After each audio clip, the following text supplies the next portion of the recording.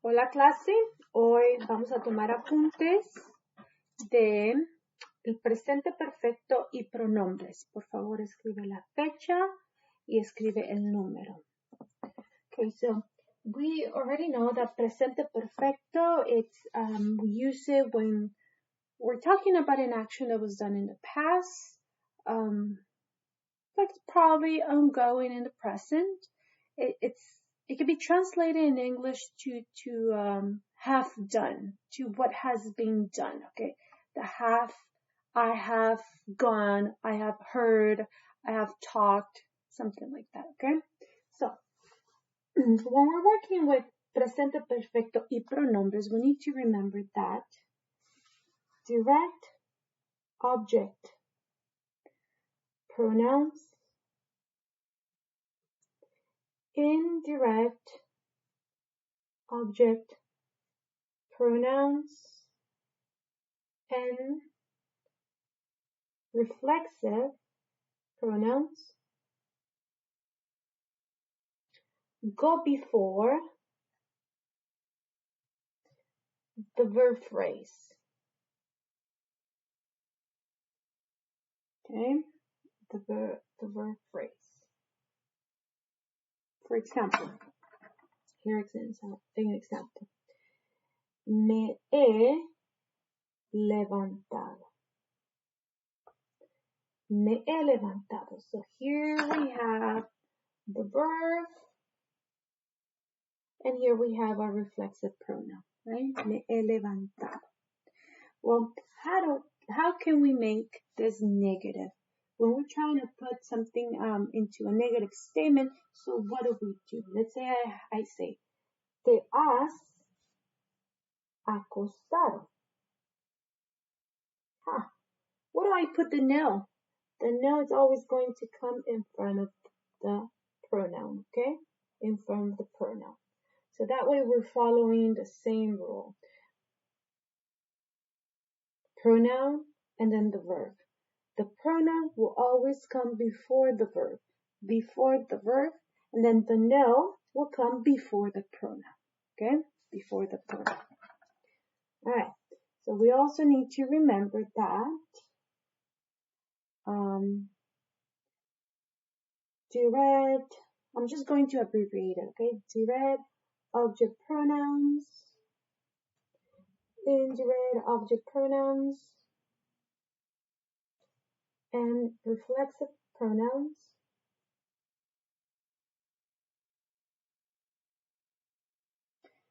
can go after the infinitive, right? Can go after the infinitive. They can go attached to the infinitive as well. And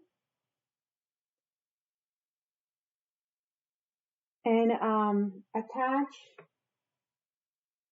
to the ing ending, to the ing forms, okay? So what does that look like? Remember, when we're working with pronouns, there are two rules. One in front of the conjugated verb. Second, attached to the infinitive. So what does that look like? Let's see. Let's see. Leemos.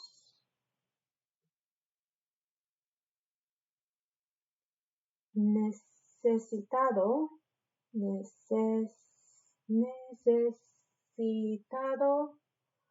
hablar a él.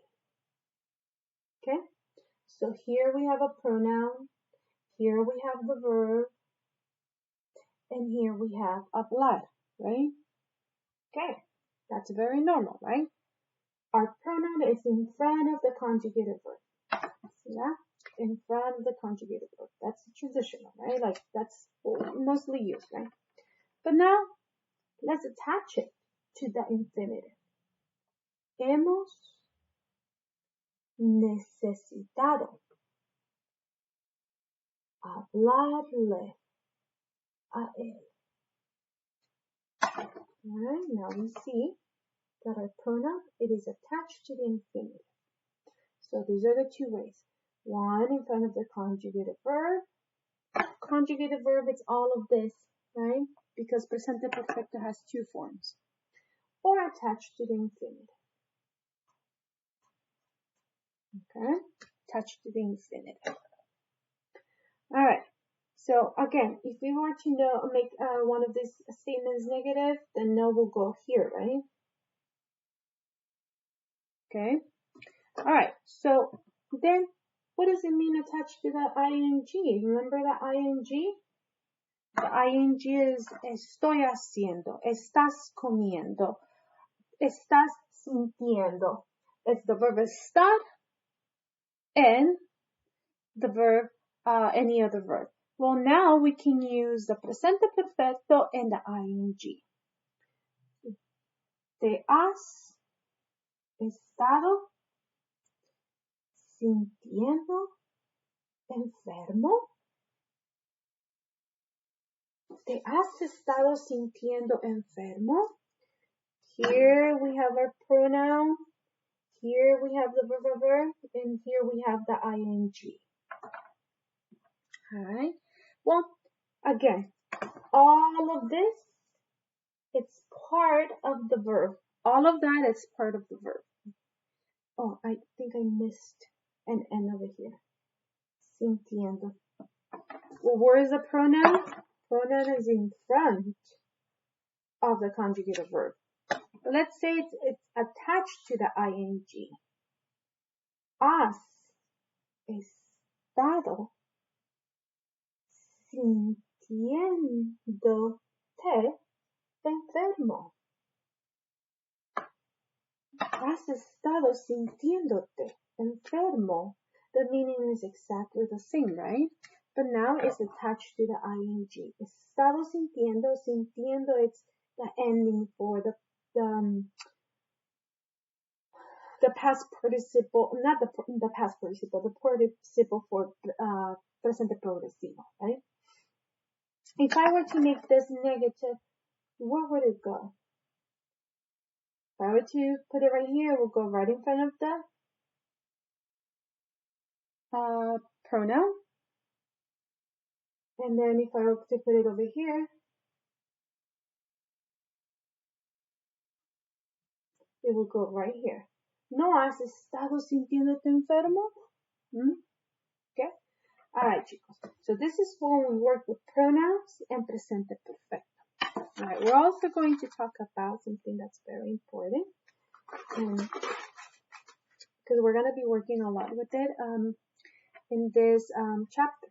It's called dos complementos en una frase. So this is basically two complements in one phrase, and we're going to be working with pronouns, okay? Indirect object pronouns and direct object pronouns. So we do have a sentence order in Spanish when we're working with this. All right? That's going to be indirect object pronoun plus direct object pronoun plus conjugative verb.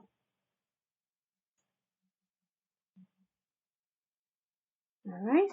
So that's going to be our structure, the way we're going to put things in order. So we know indirect object pronoun is to whom or for whom the action is being done. So indirect object pronoun is, let me write it over here, to whom or for whom the action is being done, right? Okay. Direct object pronoun. To find out in a sentence who the direct object pronoun is, we need to check the verb and we need to ask ourselves what or whom is performing the action, right? And that's going to be our indirect object pronoun. All right. So this is the order we're going to follow, okay? Make sure we know that and we follow that. Okay, so here we go. Let's review a little bit our indirect object pronouns. Indirect object pronouns, so are going to be me, te,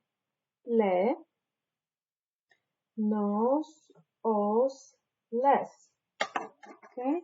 Also, we're going to add se to it, okay? I'm going to explain why. And then we have direct object pronouns me, te, lo, and la, which are it, remember?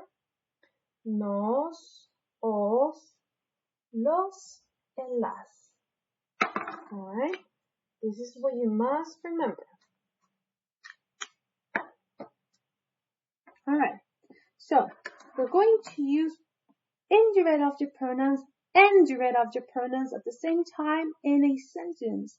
Well, how is that going to look like? Well, we're going to follow this. Indirect object pronoun plus direct object pronoun and then the conjugated verb. So let's say I am giving this sentence. El mesero me sirvió la comida.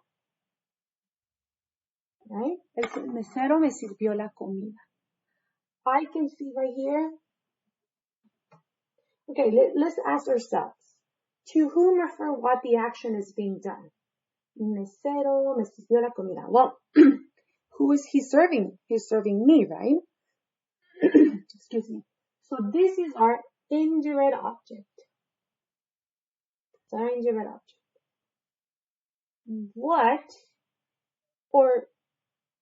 What did he serve? What did he serve? He served the food. What did he serve? So this is our direct object.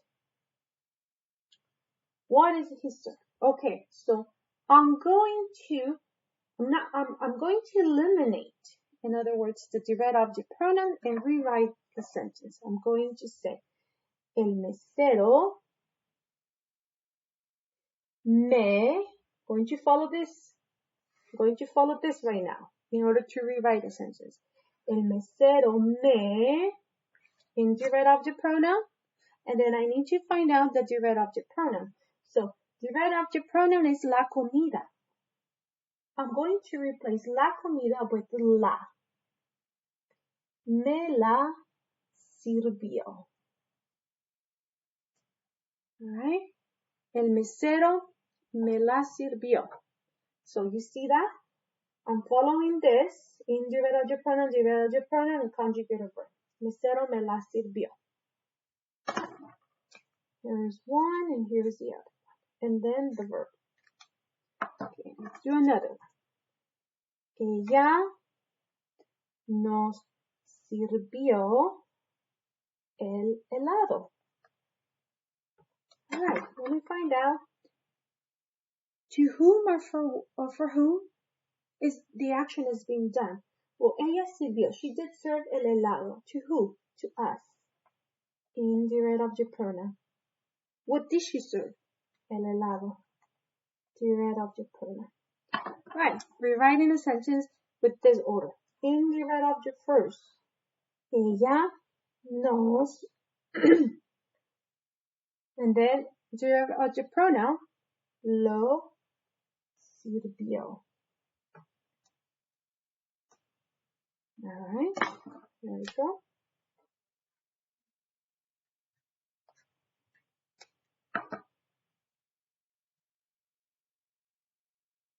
Okay, so that's what we need to do. All right, but then there's one more thing. Okay, there's one more important thing. So sometimes we're going to be using se instead of le and les. So here we go. Using se as indirect object pronoun. Okay, we're going to be using se as an indirect object pronoun. Okay, if either le or less, alright, this is very important. If either le or less are next to lo, la, los, or las, change le or les to se. Okay, so let's read this again.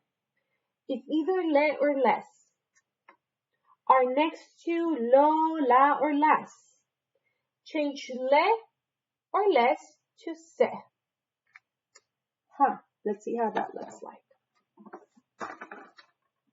All right, let's see. Paco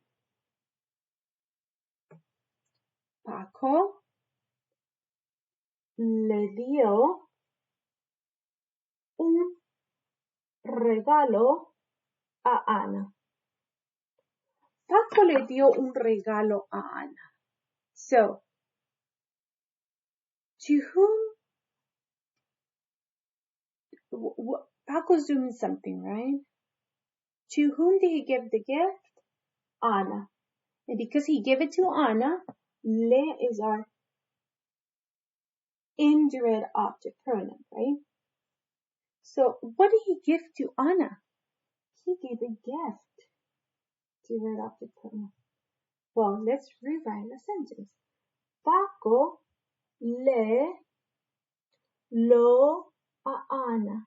I'm sorry. Paco le lo dio a Ana. If I try to read the sentence, grammatically, it doesn't make sense. When you read it, you know something's wrong. Paco le lo dio a Ana. This le, you see how they're right next to each other? Well, this le is going to be changed to se. Paco se lo dio a Ana. Okay, let's see another one. El recepcionista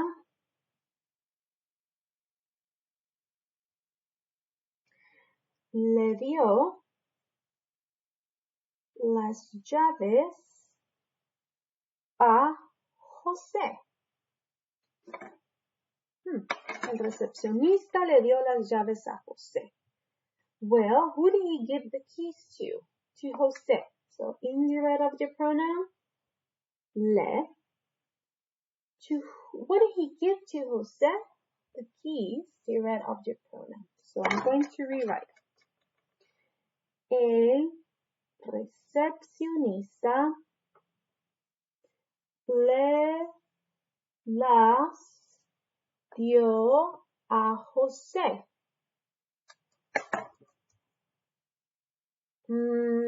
I immediately know that something's wrong, right? So this le I'm going to replace with se. El recepcionista se las dio a Ana. When are we going to use se? Only when le and les are right next to lo, la, los, and las. Only. Okay, chicos? Alright, so this is very important that you make sure you know. It's important to go back and review your